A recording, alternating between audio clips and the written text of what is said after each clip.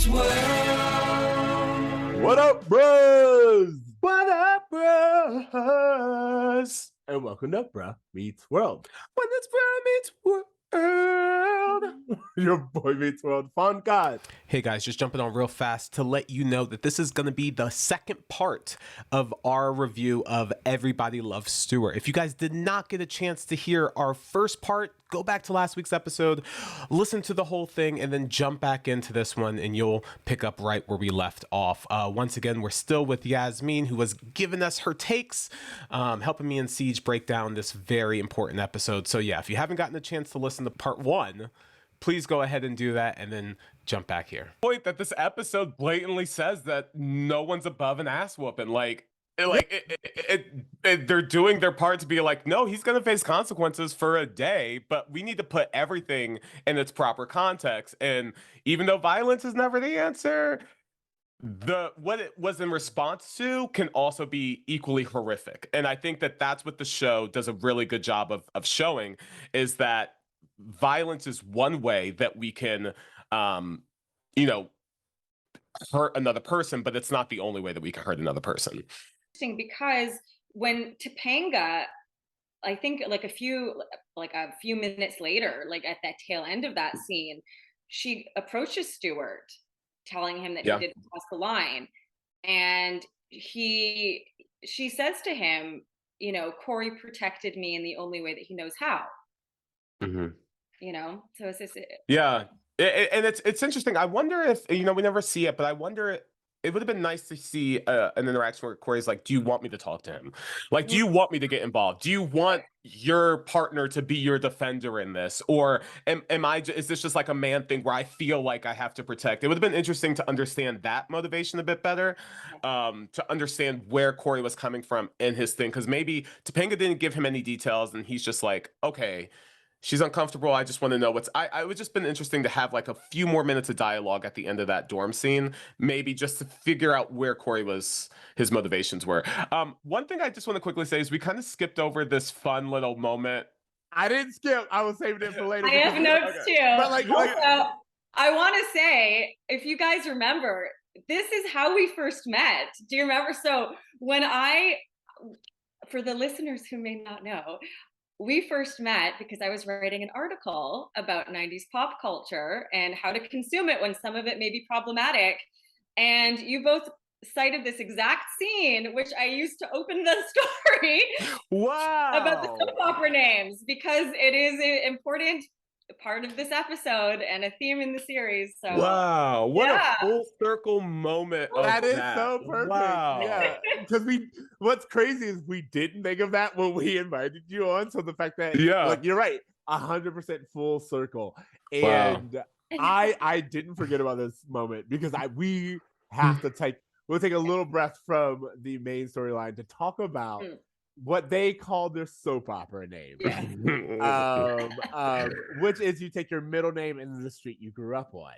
And what's most interesting about Angela's answer that they make Angela, I'm gonna say make Angela give, is that her soap opera name everyone else gets like really fun.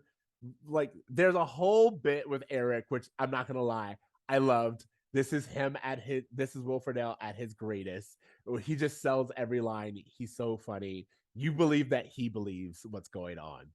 But he also has no idea what his middle name is. He says Jonathan at one point, but later on he talks to himself as Kyle. He says his middle name is at one point. Like, I just don't think he knows his middle name, but whatever. And doesn't Jack say his name is Randall or his name? Yeah, exactly. Also, I want to say I did a little research on like this episode, of course, and apparently, I don't know if this is true, apparently they took that to give a little wink to Betsy Randall. Oh, I love that. True, wow. I read that and I was like, oh, that's nice. That's cute. I love that. You know what? I hope it is, because that's really nice.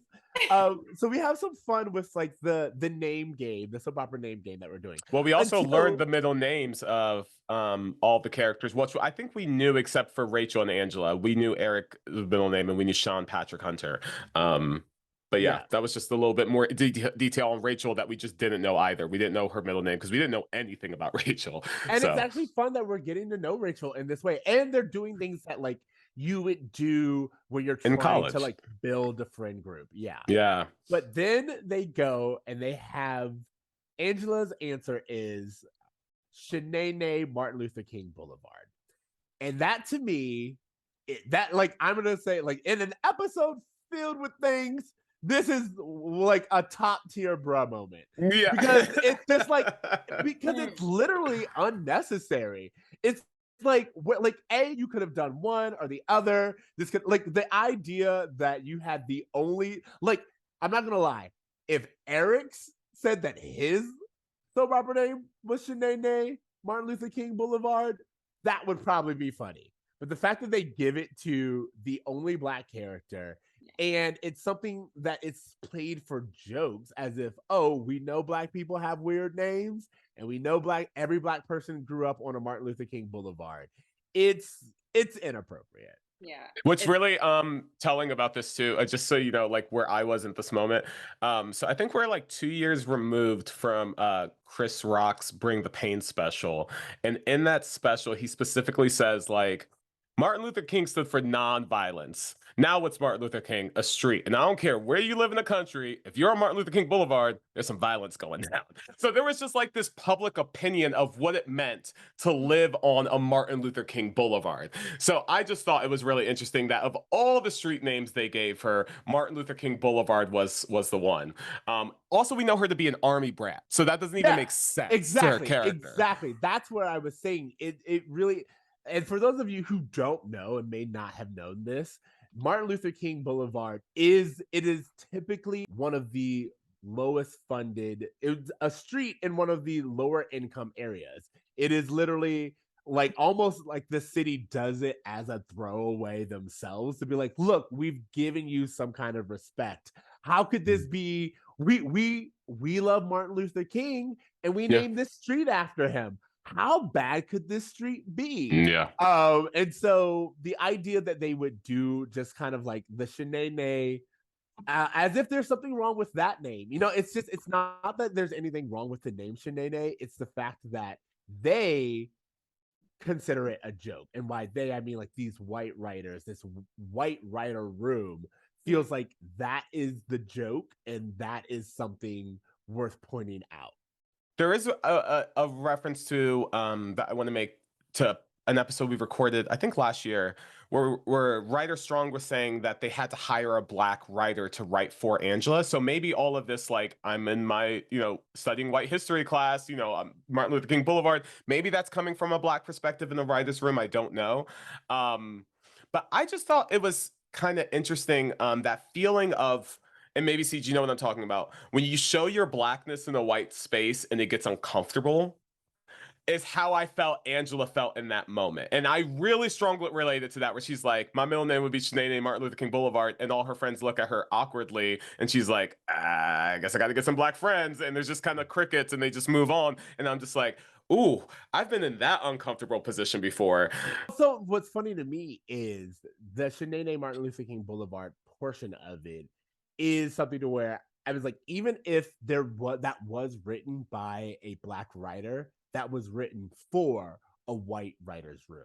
Yeah. And that's the thing. It's like, this is how I make you laugh. This is what you find funny about my culture. Like, you know what I mean?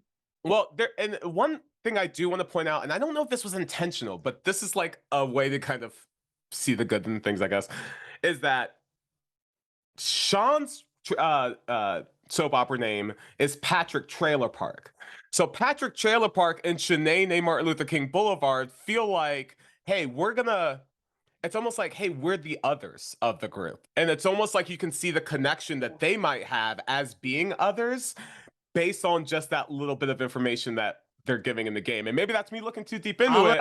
I'm gonna say, I'm gonna volley it right back and say, actually, to me, it's almost like a primer, almost like a grooming. It's like, we said this for Sean, so how bad could this joke be? It's one of those things where it's like, oh, we made fun of where Sean's from. Why can't we make fun of where Angela's from? And it's like, it's like, because you're living in this, like, and as someone who's kind of talked about this before, and even said that when listening to the Pod Meets World podcast, they talk about this. It's because you want to live in a I don't see color world. At the exact same time as you make jokes like this. And you can't do both. You can't try to be like, oh, it's all the same, but at the exact same time hit on something that is in fact very sensitive. You either need to acknowledge that you're entering sensitive territory, or you need to actually not make that joke and not equate the two, if that makes sense. Well, and forgive me if we're going on too long with this, but one of the things that really stood out to me in that moment too is that I was reminded of how segregated television was in 1998. To get like a Black perspective in any white show felt foreign, because there was WB and UPN and Fox, who had the Black shows, and then CBS, ABC, and NBC had the white shows, and those were always the ones that were in the that were on the covers of magazines, that were getting on the press, even though shows like Living Single and Martin and different world outperformed a lot of these shows in ratings. There was just a divide and a separation on my actual television. It felt like I was watching a white show or I was watching a Black show, and it was very apparent from the time the show started. So I think part of what's so like weird about it is, you're right, like they're not bringing in any of her Blackness unless it's to make a joke of it, and so it kind of rubs you the wrong way. It's interesting because I think it was in a recent Pod Meets World episode where Trina McGee said that the writers had asked her to tone down her Blackness. And so it's interesting to see here, but not when we're making a joke about you. Perfectly said. Perfectly said. Yeah. So we got that moment, but what's almost funny is, like, as a way to not spend too much time on that kind of shot, immediately after is when Stuart flies through the window, and a few things are happening. One, Corey is unapologetic about it. Corey's like, I did what needed to be done. It is what it is. And what's even more interesting is how everyone shows up. Like Alan and Amy come to the college, and what's interesting to me is they both come up and they're like, whatever you've done, we're behind you. And I was like, that's very interesting that your son is in trouble at college, and you immediately, I'm not saying that you shouldn't believe your son. I'm just saying it's very telling, as we know, again, looking at 2022 in college culture and the number of white guys who in college who have done things, how their parents show up to the school and they're immediately like, whatever it is, whatever you've done, I'm behind you, no question. We'll take care of it. Yeah, we'll make it go away. One thing I want to point out about that scene specifically, where everyone comes to comfort Corey in the room afterwards, is that, like, Sean says, you know what, Corey, typically when you spiral, it's funny, but this time you crossed the line. And I just want to point that out because we've been talking about how, like, almost manic Corey's been this season, and it's like Sean's like, no, I see you acting different, and honestly most of the time it's funny, but now you hit this teacher that I like, so what's up? So it was almost like, to hit Stuart, this teacher that Sean respected, was the line that was crossed, compared to all the other weird things that Corey's been doing this season. So I just thought that was interesting. Also, he said, how could you do this to Stuart? To Stuart. And I thought, how could you do this to Stuart? And again, like, as we were talking about earlier, like, poor Sean, because he's, he's put his trust in this person, and he can't imagine that Stuart would do anything to deserve to be pushed or to be hit, and it just shows how people in power can manipulate things and manipulate your trust in order to distort the optics, right? It's too bad Sean doesn't have Eric's fifth sense. Otherwise, he would have been able to see right through it. One of the things that's interesting to me about the dorm room scene is it's so telling by everyone's reaction, because we talked about Amy and Alan, and we talked about even Eric again being like, I saw I'm willing to lie. I saw the whole thing. Corey didn't do anything, and even though Corey just confessed like 5 seconds earlier and gave reason for it. But what's interesting to me is that Corey goes, this is all gonna go away. Yeah. And again, it's very much telling that Corey's like, no, I did the right thing. It'll all work itself out. And it's just like that, this naivety about the whole situation. Yeah. Where they're like, no, you can get expelled. This is a really big deal. Yeah, Feeney can't even fuck his way out of this problem for you. He's trying to clap the cheeks of the dean. He's trying to make it happen, and it's not working. So, like, you're on your own here. But I think also goes to show, which they talk about, you know, towards the end of the episode, you know, they have really lived largely, perhaps not Sean, but, you know, in a protected bubble. Yeah. You know? And they haven't experienced life in a lot of ways, you know? Yeah, their naivety really shines throughout the entire episode. Like for every character, Topanga, Sean, Corey, like all of them are like naive at different aspects of the episode and have points of realization of just like, oh no, I was being too naive about this. I kind of want to talk about the honeypot scene. Is that well? So we're gonna get there because what I wanted to say is I honestly, you know what, I can't remember if this is before or after, so everyone help me out. But there's the scene where Topanga confronts Stuart. Yeah, it's yeah. So Rachel does her thing first, and then Topanga kind of okay. So, so we can do the honeypot scene first. Yeah, go ahead. Yeah, I just thought it was interesting that like, so we have this scene where Eric, Jack, and Rachel. By the way, Eric is like, I'm an older brother. I'm gonna take care of Corey, which is kind of nice. We haven't really seen him have a lot of interactions with Corey. But so the way he decides to solve this problem is like, hey, this guy is a dangerous, predatory dude on college students. Rachel, I'm gonna throw you to the wolves. I want to back up here a little bit because he offers it to Jack. I want to say we got to back up because you know how I'm at with my Baywatch, and this is a situation where, in reality, Eric shows his true colors in the sense of him being like, I think that either one of you could do this. So Jack, you go over there and seduce him. And I was like, oh, it's interesting to me because what he's actually saying is I don't see any difference between Jack being sexy and Rachel. Like, interesting. I feel like he literally doesn't make a big deal out of it. I love that. Wow. Wow.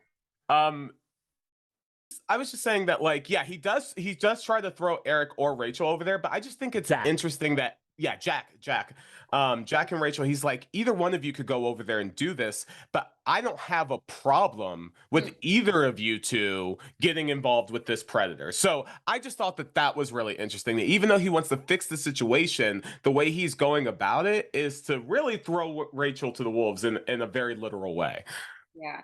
I mean, for me, the first thing that I noticed, again, was how, you know, Rachel is getting sexualized in a demeaning way, which like happens a few times in this episode, you know, and I don't know, like to try to seduce a confession out of Stuart, I don't know. I know it feels gross, right? And I think, again, it's these little moments within this episode, like from how Rachel was treated to, you know, Angela's soap opera name, you know, I think it just, again, highlights how in a certain time some things were considered acceptable. Yeah. Okay. Not only does he throw Rachel to the wolves, but he also insults her. Like there's this moment where he goes, well, I'm more woman than that.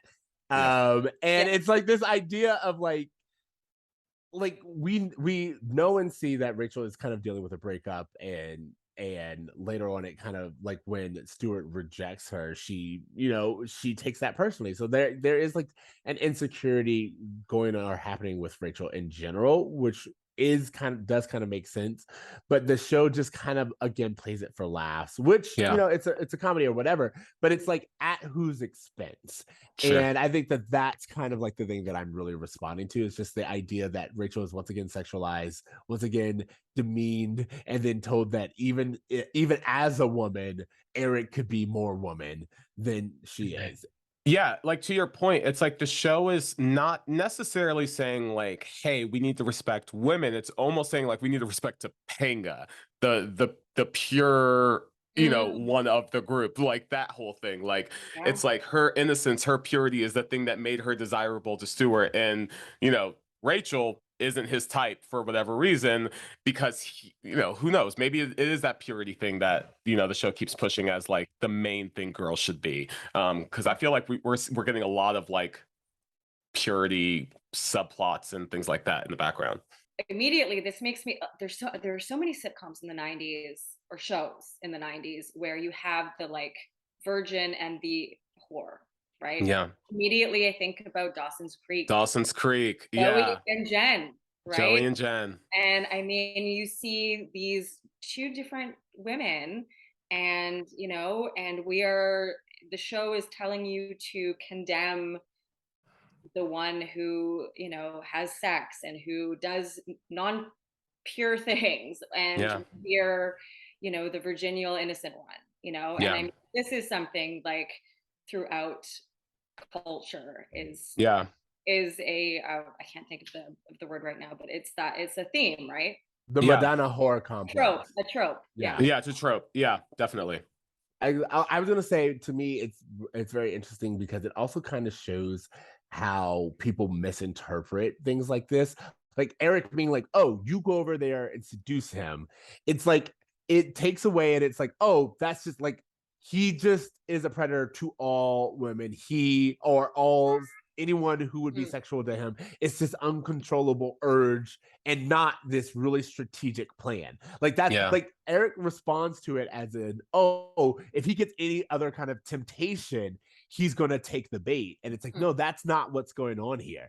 This was very specifically a targeted individual. And again, I think they inadvertently show that it's not, oh, this guy is a danger to any and everyone. It's more so this guy is very intelligent about what he's doing, and it's not him reacting, it's him planning ahead. Well, I mean, the show has been telling us the whole episode, like, hey, you're not in high school anymore. So Eric trying to use these hijinks to solve this problem isn't going to work against someone who's an actual villain. Like, it's not the same. Like, this isn't Harley. This isn't just one of those things that you feel like you can just comedically work your way out of. It's going to take something a little bit more intense, which leads us to Topanga talking to Stuart, which I loved, by the way. I love that we saw her just be like, hey, I have enough strength in myself to come to you and say you crossed the line and just to ask you to just stop all of this. And I just thought it was really interesting that his response was to gaslight her and to say, well, no, you came on to me. I'll see you at the hearing. Whew. Oh my God. Woo. Again, power dynamics, you know, to Stuart, who's university going to believe? This beloved, charismatic teacher that everybody, you know, thinks is so great, or this young girl, you know, and he's trying to work that to his advantage. And it's, and again, that was another moment I remember, even when I first watched it, feeling infuriated that this is happening. And you, again, like, all credit to Danielle, like her face and how she, you know, reacts to hearing him twist that and gaslight her is just, it's very powerful. It's also very interesting because I think, again, for a kids show, it really clearly illustrates the he said, she said. It's like it's a perfect example of, like, again, as the audience, you're like, that's not what, like, a kid could be like, wait a minute, that's not what happened. He's lying. And it's just like, yeah, but does that matter? Can that be proven in not a court of law, because that's not what they end up doing, but like, can that just be proven in an argument? And I think that this is really interesting. But also, we talked about the power dynamics, and I'm going to bring it up now because I'm not going to bring it up in my homework. But we've been watching the show Dahmer, and that entire show is about the institutions and how they've failed the victims, and very much Dahmer being aware of, as you said, TC, who are they going to believe? Even when things are very, very obvious, even let's say, even if you don't think Stuart did it, what is statistically most likely to have happened in that situation. Yeah. And people still weigh things like, we'll have to see. I don't know. Yeah. He still gets the benefit of the doubt, even though statistically we know that that probably happened. Even if she's wrong, they should err on the side of caution. But he understands that that's not what's happening in this moment. Sure. In this moment, he's getting the benefit. And I thought that that was very interesting. I have to say, this reminds me of, I don't want to like get into this one, but Johnny Depp and Amber Heard, like, and how that played out in the media. You know, the world doesn't want to believe that this movie star that they have grown up loving could be capable of such horrible things, right? Definitely. Absolutely. One question I wanted to ask you guys, I didn't know what was the best time to ask, was that, did you guys ever have a Stuart? Did you guys ever have a teacher that was either inappropriate to you or inappropriate to other students that you were aware of? Someone who blurred the lines between professionalism and non-professionalism? I guess I just wanted to know if you guys have experiences with that, because I had a Stuart. Really?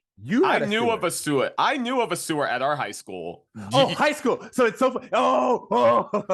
We're not gonna go there. I don't know if we're talking about the same person, because this is something we'll have to talk about offline. But I will say that I was thinking high school, and I'm aware of a situation in high school that I was. And again, I think it's interesting that you say this, because the number of things that I've learned as I've grown up, or like I've just seen people talk about or recount about when they were kids as if it was just casual, but it's like common knowledge is so upsetting to me, because as you said, there are things that were, when I think about, I was like, oh no, I didn't have that in high school. In college, I had that in high school, but my mind was like, no, not that it's a problem that it was when we were younger. I was just like, oh no, it just happened earlier. Yeah, just happened when we were younger and not of age. Exactly, but it's something where it's like, if you and I are talking about the same person, it was common knowledge. Well, and yeah, I think that's pretty interesting.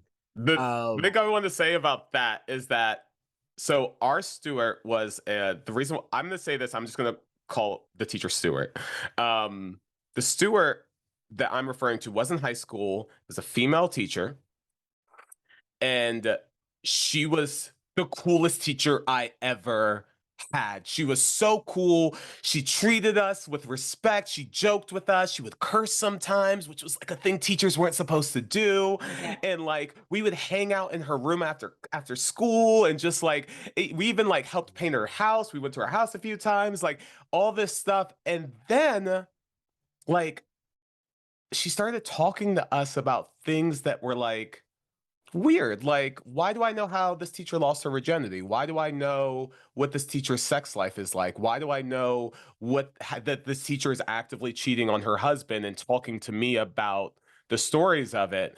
Things that like, I was just like, oh, this is just a friend who's going through some stuff and talking to me about it. No different than my high school friends talking to me about stuff. Me not thinking that there was anything weird about it, to the point when she came to me and she's like, hey, I'm considering sleeping with a student. What she actually said to me, I was like, I don't think you should.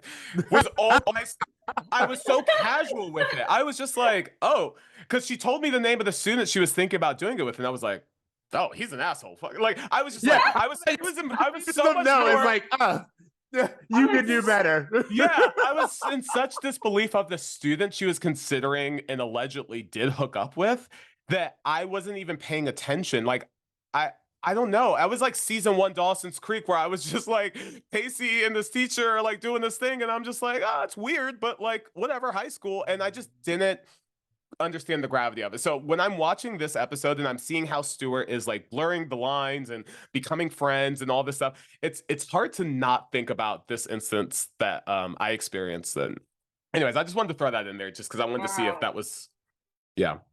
Wow. I personally have not had a Stuart, but I have seen in high school throughout a few. Yeah. Women and men. Yeah. Female and male teachers. Yeah, and also funnily, not funnily, it's not funny. But interestingly, yesterday I was hanging out with a girlfriend, and we went to, I changed high schools a couple times, and we knew each other, but my first one, grade 8, grade 9.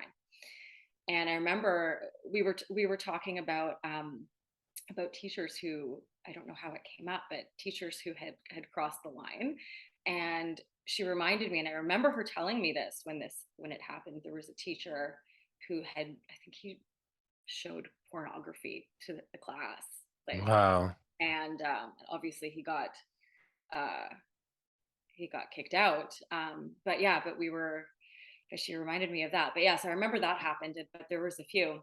I remember a female teacher that I had, and she would openly flirt with all the boys in the class, and they all loved it, and they were like, "Oh, she's so hot," and she totally played into it, like in the classroom, which is like, and I remember even sitting there and being like, seeing like, this is not okay, and like, because it was just so, the way that she was acting was really, it was like really inappropriate. And even then it was like, she was also rude to the female students. It was very weird.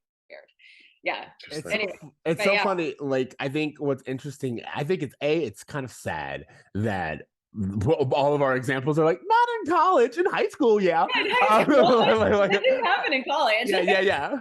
I think that's really that's even more upsetting. But also, you brought up something which I think is really important about both this episode and just in a larger context, is you were like, well, I was watching Dawson's Creek and that was happening. So I was just like, oh, this is something that happened. And I just let it go. Yeah. And it's one of the problems I have with TV shows that constantly show relationships between teachers and students, is it does create this world where where students are like, oh, that's a thing that happens. It's more scandalous that it's happening, kind of like scandalous that so-and-so made out with so-and-so. It's just like, it's not the crime that it is. It's just this scandalous thing that I can just go about. And I actually am not taking as seriously or reporting the way that I should.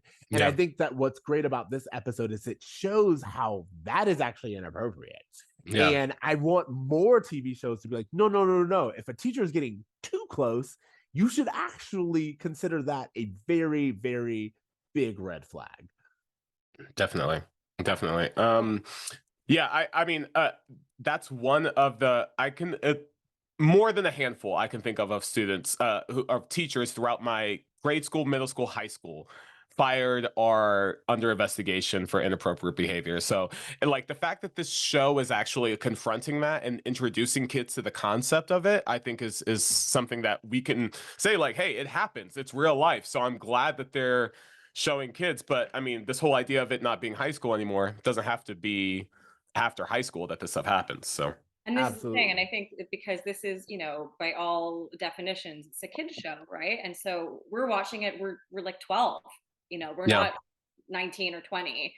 And, it's, I think, very important that, and incredible that they showed this on a kid's show and not glamorizing it like Dawson's Creek or another show. Well, I think Dawson's Creek was able to glamorize it because it was a woman who was doing it instead of a man, which is always treated differently. When a female teacher crosses the line, it's always seen as like, oh man, that student's such the man. Like, I can't believe you hooked up with a teacher. Like, almost getting praised for getting sexually abused in a way that's confusing for the student, I'm sure. But when a male teacher does it, it's treated completely differently. It's treated like, oh, we got this pervert off campus right away. And so like, it's just interesting that like, even in our television, I mean, Dawson's Creek was what, the same year, 97, 98, that we're seeing just like two different portrayals of student-teacher relationships and the way that it's being treated. I have to say, I just thought of this. Did you guys ever watch Third Rock from the Sun? Oh, I was literally thinking about it right now. You're right. I love that show. It is, total side note, it is fucking brilliant. It is so smart. It's so funny. Watch it. It's amazing. Viewers, watch it. But there is, it's like early on, Tommy's really young. I think it's like one of the it's either the first or maybe the second season, maybe the third season. It's like quite early on. He's still like he's a kid, right? And he is in love with his music teacher, I think she is. And she in their reality, she doesn't cross that line as far as I can remember, if I'm remembering correctly. She like maintains that boundary.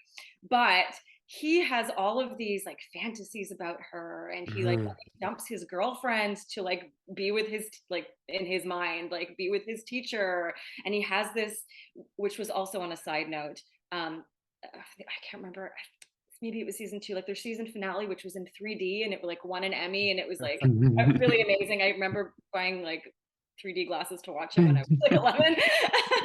But his whole that season finale, like they had each of the characters have like a nightmare or like a dream, and they did the whole thing in 3D. And Tommy's was about him like running to this deserted island, and his teacher like fanning him and like feeding him grapes or whatever. And and this is the thing, it's like if you're like a kid watching this and it's like glamorizing this relationship, this dynamic between student and teacher, like it's telling you like this is okay, this is like a fantasy, you all have it, and like it's fine, dump your girlfriend to be with your music teacher, or you know what I mean. It's just, it really kind of, it's the culture of that time, right? It kind of.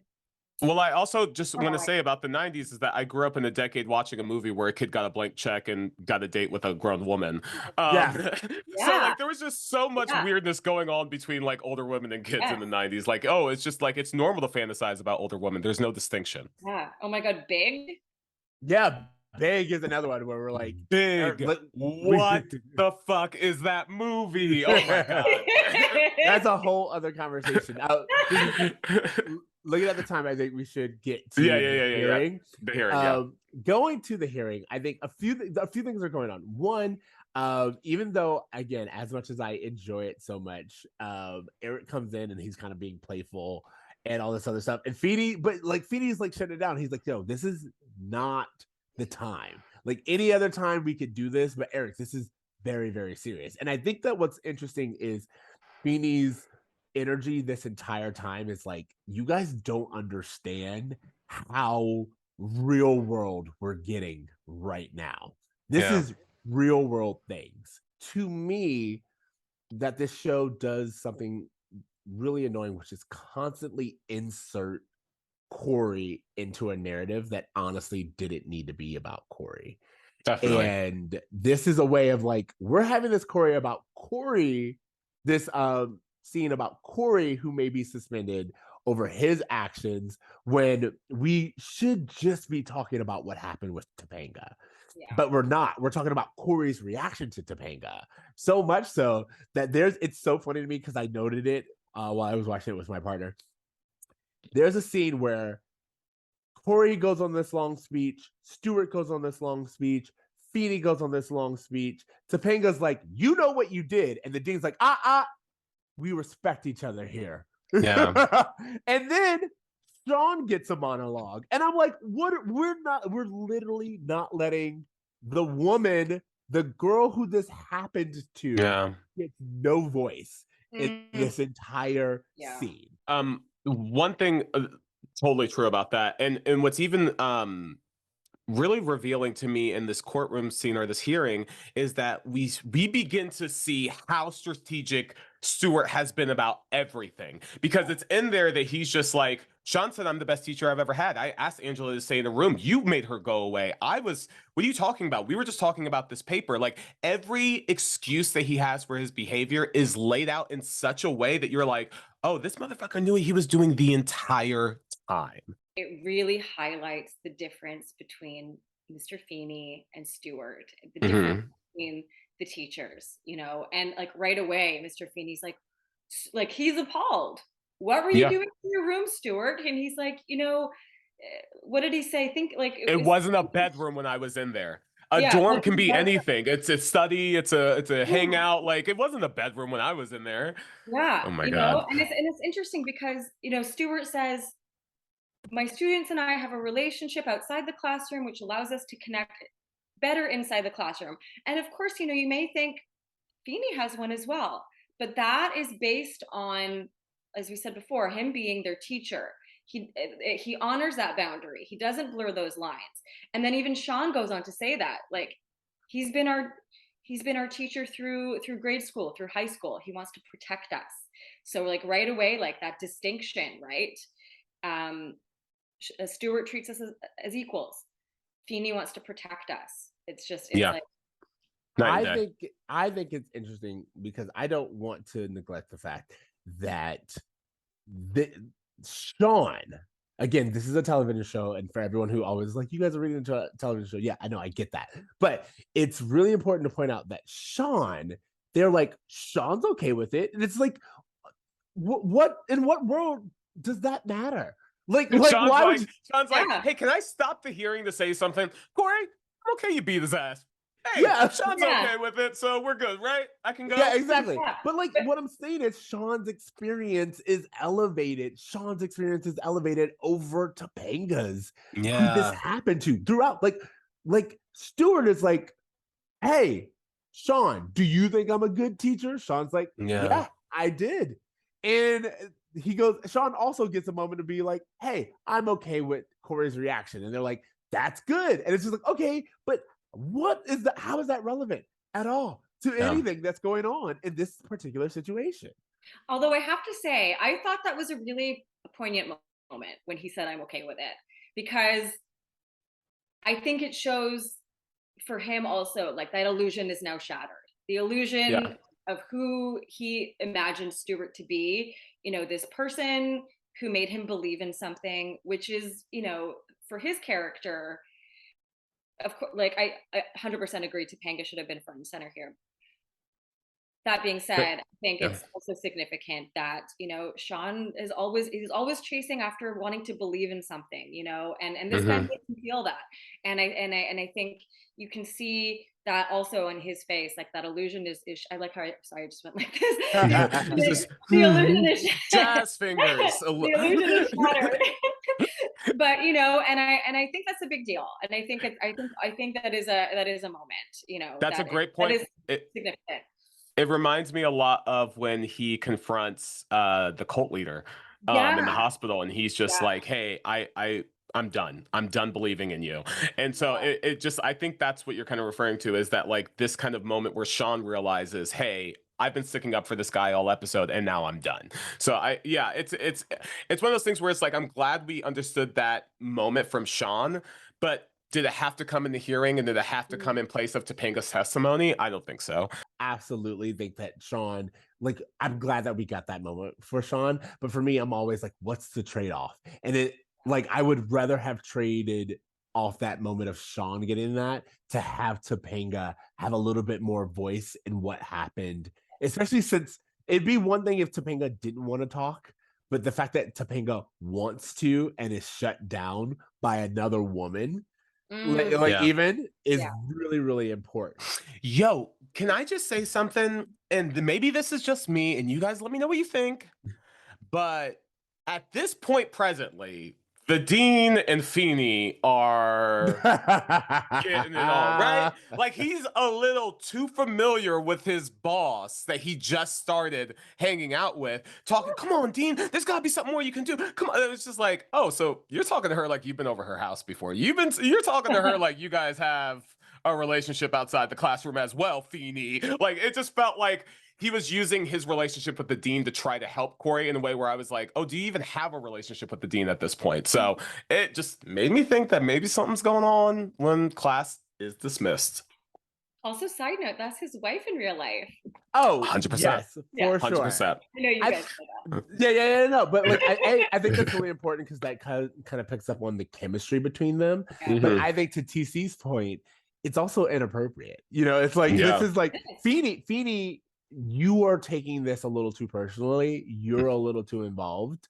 But I think of course, as the audience, we want this reaction from Feeney. But the dean is right to be like, George, you need to take a step back, and you need to understand that this is not this isn't a classroom. This isn't everyone gets a vote and like we get to no, this is like a adult institution, and we will be handling this as such, this is very serious. And I just think that that's really interesting. One more thing I wanted to talk about just in terms of the hearing and what's going on is this idea of Stuart asking questions to Topanga directly, that are more than yes or no questions. And what I was like, to me, is like, in these situations, they all know that the truth is so much more than just a yes or a no. But in these type of situations, whether it's a courtroom or any other kind of like justice hearing, it's just like, did this happen? Yes or no? Yes, but thank you. And he's just constantly, anytime she answers, he's like, did it? Yep, you did have an opportunity. Thank you. That is all. That's all I needed. That like, and oh my goodness, that infuriate when he just like cuts her off like that. That infuriates me so much because again, her voice is silenced, right? And also it just shows like how, like as TCU said earlier, how calculated his whole thing was. Like, did I do this? Yes, but no, just the yes. That's enough. Just the yes. Yeah. And it also goes to show that, like, hey, women, when you go into a courtroom or a court setting, you're going to be asked questions, and the lawyer can very well be like, no, that's it. That's all I want. Like, you don't get to elaborate on the details. So just kind of further, exploring that gray area. I want to give credit to the dean. I want to give credit to this character that we've only seen a handful of times, that I feel like I've grown a love for in a very short amount of time. And the way that she's able to be like, I have to, in the same way that George has ethics to how professional he needs to be, I have those same ethics. I need to be professional. I need to punish Corey for hitting a teacher point blank. Like, I can't let this go unpunished. But I'm also going to take into context the larger issue here. Stuart, this is a teacher. I don't know what the fuck you are, bro, but I'm gonna find out. I was just like, yo, Dean, I love you. I'm here for you. Yeah, I agree. I think that that's what's interesting about her ruling is, Corey's very fortunate to have someone who would consider everything. And for me, what I saw, I don't think that it's a mistake that her being a woman in a position of power also makes a difference, because the fact that she's there, she absolutely was like, you know what? Based on everything I've heard, I don't know enough. All I do know is that he did hit someone, and therefore there has to be punishment. But also, the punishment should fit the crime, and based on what I've heard, this seems sufficient enough. But at the exact same time, as you said, I'm also going to be opening an investigation into you, Stuart, because based on everything that I've heard and everything that I know as a professional woman in this field, something else happened that we're not able to really pin down, and we're going to find that out. And I just think that that's really important. The idea of her being like, you know what? It's more than just what can be argued. And based on my understanding and my life experience, something else happened, and we're going to figure out what it was. Totally. Yeah, I agree. I think it was her. I think especially when, we're talking about power dynamics and people in authority, and you see the different levels, right? You have the comparison between Feeney and Stuart, and then, the comparison between the dean and Stuart. Yeah. Or even the difference between Topanga and the dean in terms of how Stuart shows respect to someone who's in authority and someone who's not in authority. He's always, like I said, since the beginning of the episode, when he sees the dean, he's very, very respectful, but he doesn't apply that same respect to women who he feel he can take advantage of. So one last thing I just want to say about the hearing, and you guys can give me your last thoughts on it too. I love that at the end of everything, the kids were like, y'all just want to go get some ice cream. Like, y'all just want to like this was too much adult for us, right? Like we dove into the pool of adult. We kept saying we wanted to be adults, and now we're here and we want to be kids again. We want to go get some ice cream. We want to go to Chubby's. We want to regress back to a time where we didn't have to feel so unsafe. And just being a millennial, I can relate to that. Yeah. We're doing a 90s podcast partly because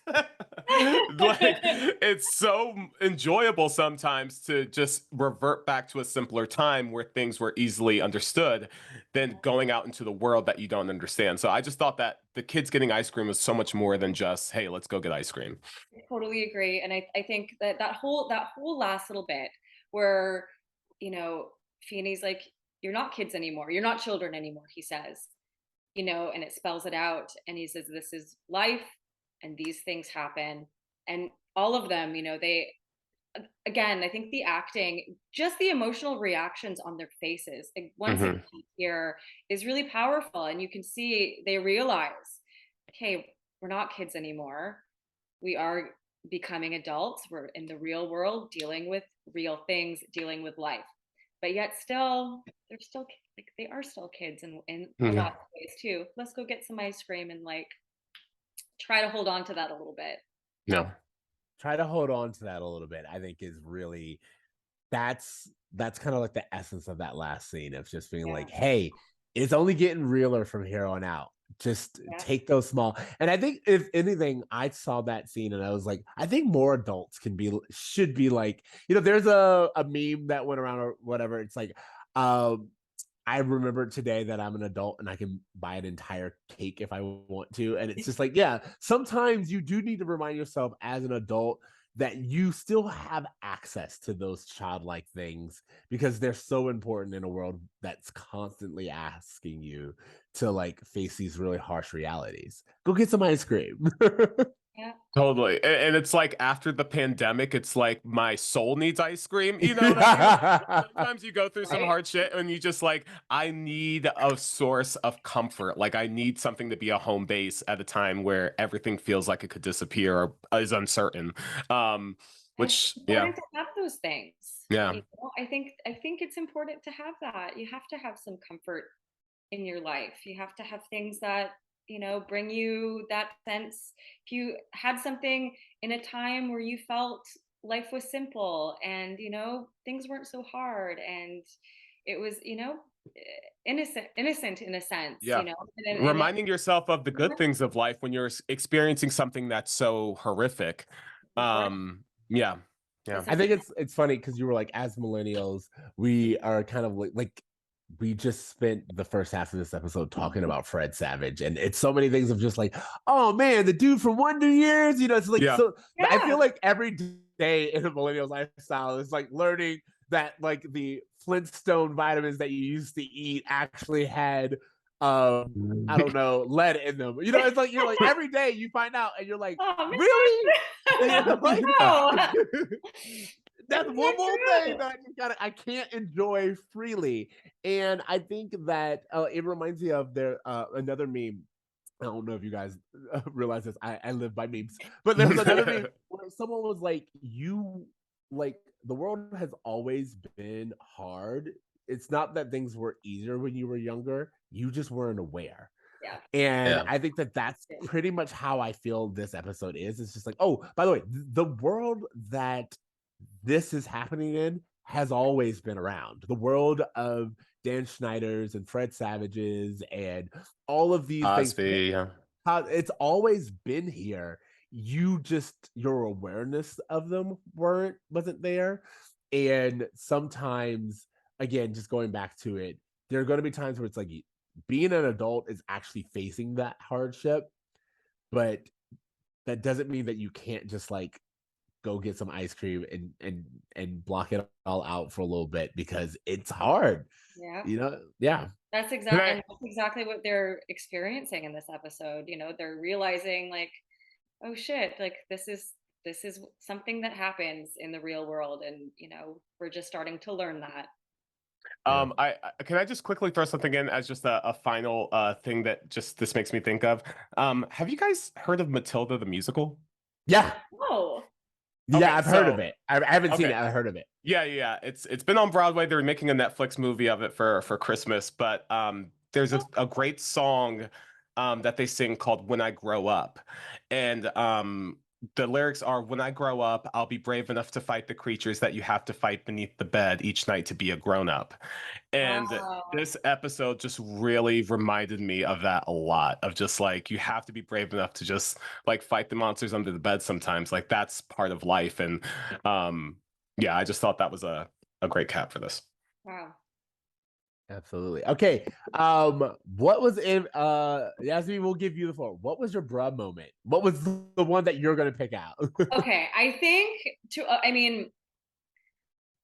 for me, the one thing that like really watching it today, Yeah. like in today's context, I think those little subplots, you know what I mean? I think like in two ways. Eric, the way that Rachel is treated, Eric trying to convince Rachel to seduce a confession out of Stuart, and like how she's like sexualized and demeaned a lot in this episode.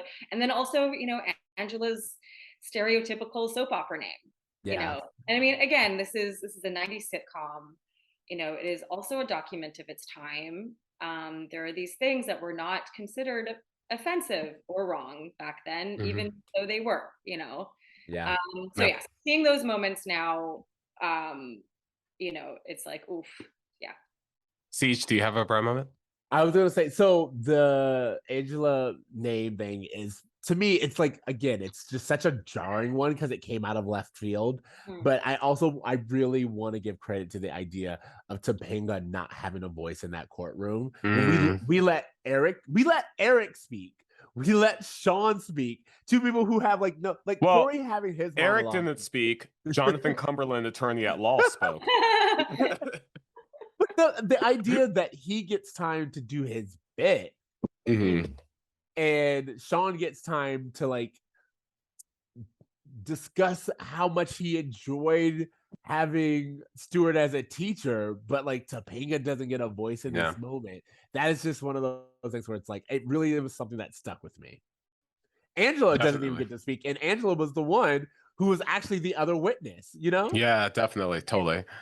Yeah, both. I think both you guys picked the bruh moments that I was thinking of. My main bruh moment is going to be the thing that I asked at the beginning of this episode, which is that the fact that Fred Savage took this role at all is so weird. Bruh.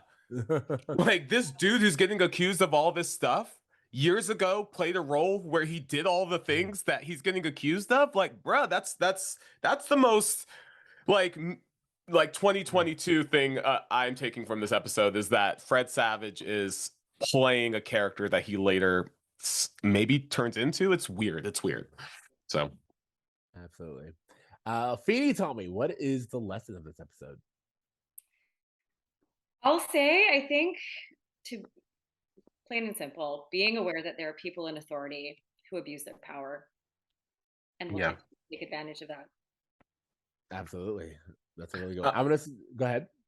Oh no, go ahead. I was gonna say, like, again, to me, it's like you're not kids anymore. Like once you do leave that safety of being a child, you can't be protected. I think the dean even says to Feeny, you can't protect them anymore. They're not kids. And it's just like, yeah, if you want to be treated like an adult, I think it's really important for you to understand what adults have to deal with. If there's one thing millennials have learned, it is that when we were like, I want to be grown, I can't wait to grow up. We were like, if there was a wish. Oh man.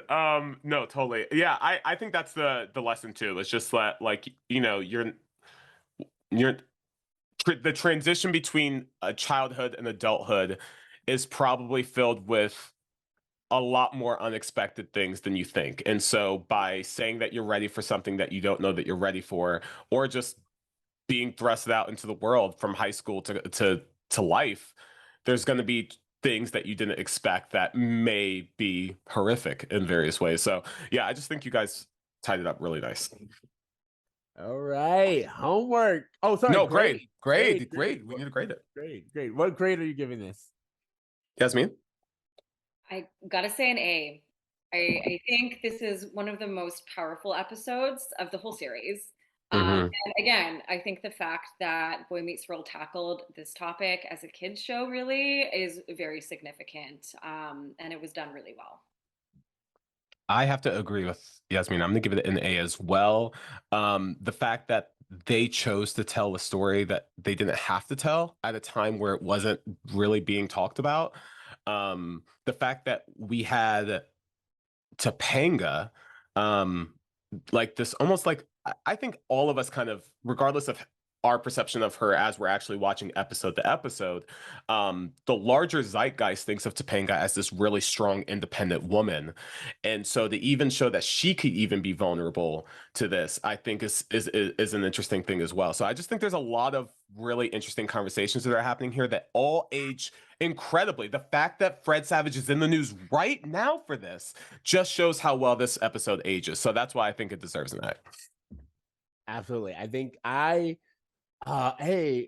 really interested to see how the cast deal with this episode. I mean, so curious. They have a long time before they even get here, but I'm just like, oh, I wanna see their read on it. But I will say that there's no denying that this is an A episode in my book. I feel like there are small little bits that keep it from being an A plus, but like in general, as everything that you guys said, the fact that it still is relevant, sadly, it still holds up. They tackle it in such a great way, and the acting is superb throughout. This is A all around. No. All right. You know what? Let's get to homework. Yasmine, do you have any pop culture recommendations to our listeners as our pop culture expert? Hey, have you guys seen?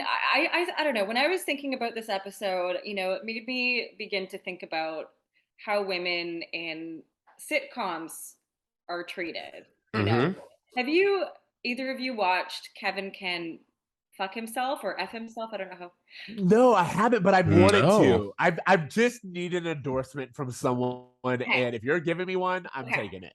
I have to say, there's moments where like I think it could be better. It could have they could have taken the way that they subvert the genres better. However, it's a great show because it really subverts the classic kind of sitcom humor where the jokes are made at the wife's or the woman in the show's expense. And every time that happens, it's like, classic, like bright lights, cheery, they're in their living room. It looks like the set of Home Improvement, and it's like very wholesome. And they're making fun of Annie Murphy and da-da-da. And then as soon as she leaves the room and she's outside of that space with her husband, it's dark and it's moody and she wants to kill him because of how he's treated her. Wow. He's treated by everybody in her circle in that space. So yeah, interesting. Almost like playing on the format the way WandaVision did, of just like kind of like showing us the sitcom format and then kind of playing with our ideas of it. I haven't watched WandaVision. Oh, okay, really? never mind. I've not seen it. I can't say. Really? I should watch it. But yeah, it definitely it plays with those with like the structure of that. And yeah, and I mean as this I think they could have maybe played with it a little better because the framework of it is there. And it's still great, but it could be better. But anyways, it's worth a watch. Wow. Cool. Annie Murphy's amazing. So yeah, we'll have to check it out. Yeah. Okay, my homework for this week is Abbott Elementary season 2 is back. If we want to talk about teachers that are doing it right, I don't know. Yeah. Have you guys? Did you watch season 1 of Abbott? Okay, so I've seen a handful of episodes, and none of them have been in order. Like I've just seen like a handful of season 1 episodes, but I haven't like binged it like I'm really intending to. I have not watched it either. You guys have to. You know what it is? I think that to me, especially if you're a fan of Boy Meets World, you clearly, like there is some kind of value on learning, and whether it's learning through life or learning through education, there's this idea of like Feeney being, it's something that we've all kind of carried around. And this show really appreciates teachers. It appreciates teaching, and it does so with the same kind of heart and joyfulness as like The Office or Parks and Recs. It's a mockumentary type style, but also, I think it's really great to see representation. There's no separating the fact that this show is also about a Black school, and one where the teachers are not dealing with funding the way that they should be, and having to really put in the work to make sure that their students get the best chance at an education as possible. And it's because of its respect towards the field of teaching and its still level of comedy and jokes. It's so fun, and season 2 just premiered, and it was everything that I needed it to be. And so I just want to again promote that. If we're talking about, we spent a lot of the first episode talking about bad teachers and those who blur the lines. I wanted to praise good teachers and just the show again. Quinta Brunson and Cheryl Lee Roth just won the Emmys for this show. It's a really, really good show, and one I'm really happy to endorse. I've heard so many good things about it. I need to watch it. I'll just quickly throw this out there. My homework for this week, and I specifically wanted to tie it to this episode, was the horror movie The Barbarian, which is out in theaters.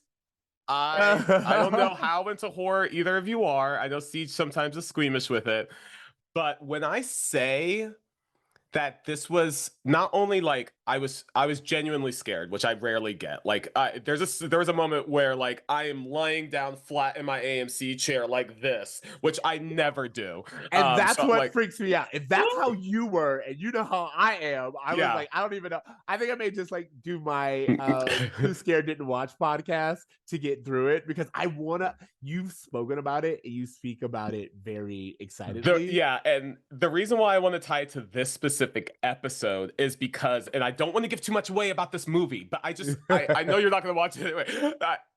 This movie is so smart in how it approaches the men and like how scary men can be. And there's an article that Collider wrote where they were just saying that like, hey, the true villain of this horror movie is men.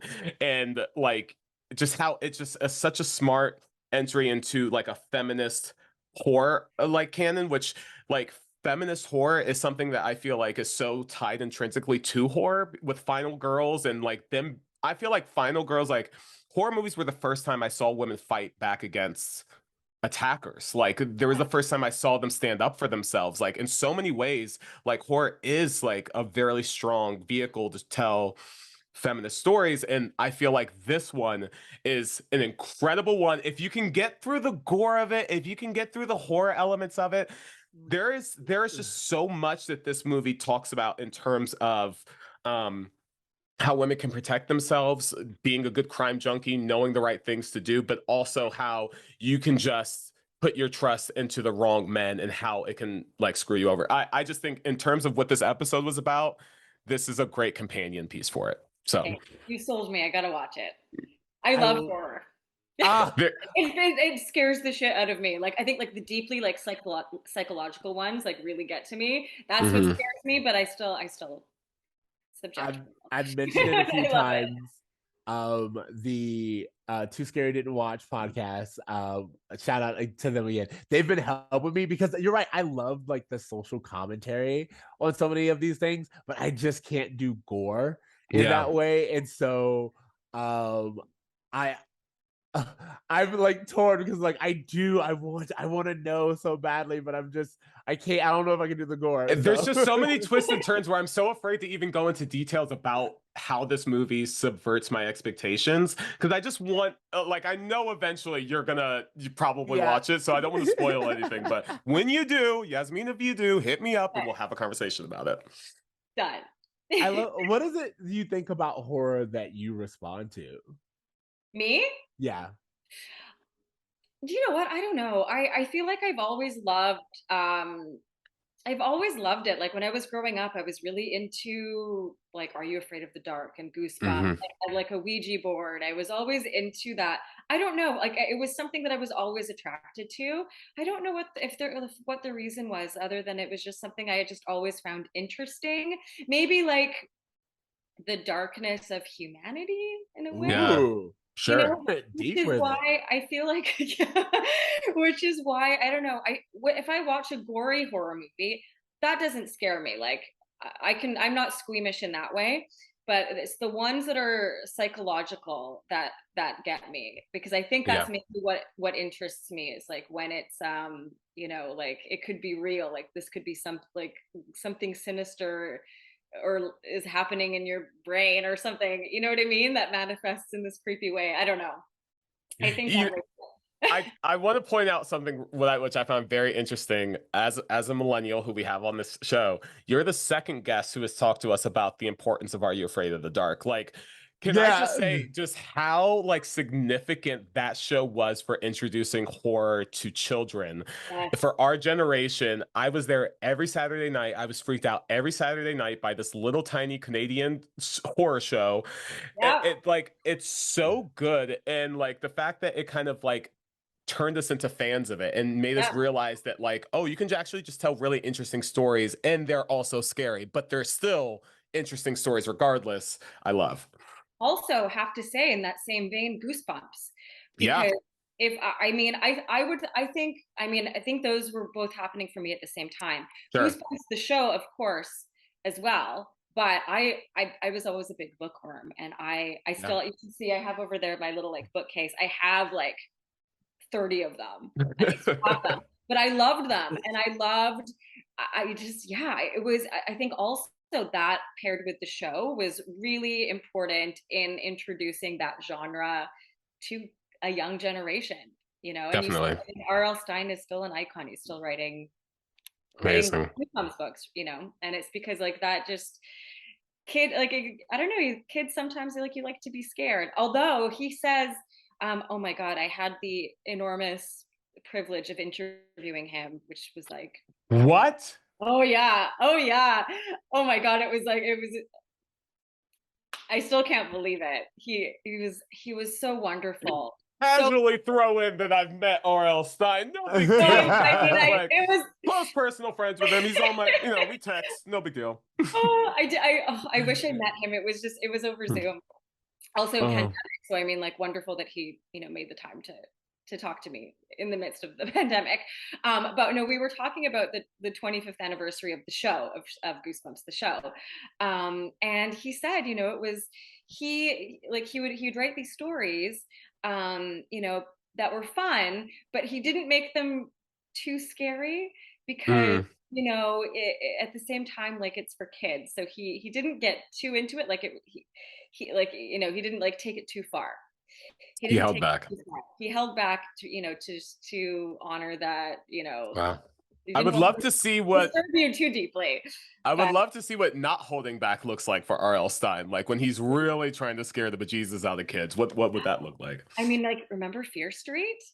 Fear Street was for, I guess, for teens. I also was into that as well. I mean, still young, still like YA. I never read the Fear Street books, but I loved what Netflix did with Fear Street. Yeah, did we talk about that? Mm-hmm. Yeah, we did. Yeah, absolutely. Oh my gosh, the books were wonderful too. I mean, yeah, they felt like sort of classic, like teen novels, but scary, and they were scary. I remember reading them, feeling I have to say now, like, because I was just, what was so funny before I even knew you interviewed him, I was gonna be like, please protect R.L. Stine.